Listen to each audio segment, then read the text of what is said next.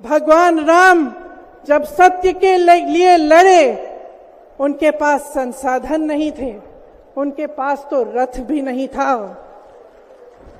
रथ रावण के पास था, संसाधन रावण के पास थे, सेना रावण के पास थी, सोना रावण के पास थी, वो तो सोने की लंका में रहता था। भगवान राम के पास सत्य था, आशा थी, आस्था थी, प्रेम था, परोपकार था, विनय था, धीरज था, साहस था और भगवान राम के पास सत्य था।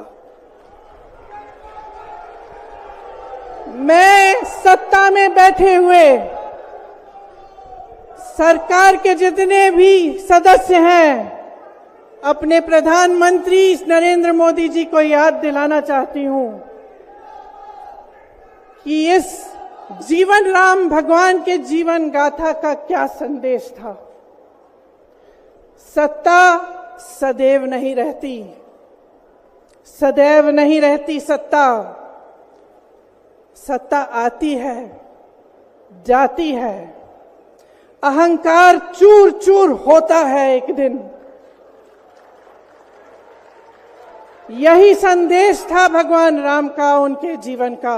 और आज यहां रामलीला मैदान पर खड़े हुए इंडिया गठबंधन की 5 मांगों को पढ़ने से पहले मुझे ये उचित लगा कि मैं ये संदेश एक बार फिर दोहराऊं।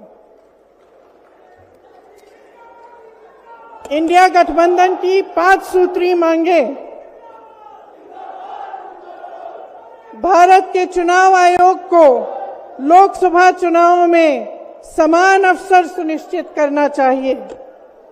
दूसरी मांग, चुनाव आयोग को चुनाव में हेराफेरी करने के उद्देश्य से विपक्षी राजनीतिक दलों के खिलाफ इनकम टैक्स, ईडी और सीबीआई द्वारा की जाने वाली बलपूर्वक कार्रवाई को रोकना चाहिए।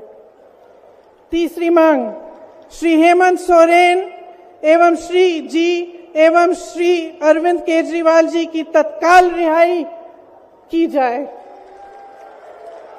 चौथी मांग, चुनाव के दौरान विपक्ष के राजनीतिक दलों का आर्थिक रूप से गला घोटने की जबरन कार्रवाई तुरंत बंद होनी चाहिए। पांचवी मांग, चुनावी बांड का उपयोग करके बीजेपी द्वारा बदले की भावना, जबरन वसूली और धन शोधन के आरोपों की जांच के लिए सुप्रीम कोर्ट की निगरानी में एक एसआईटी गठित हो जानी चाहिए। बीजेपी शासन द्वारा पैदा की गई अलोकतांत्रिक बाधाओं के बावजूद इंडिया गठबंधन लड़ने, जीतने और हमारे लोकतंत्र को बचाने के लिए दृढ़ और आश्वस्त है।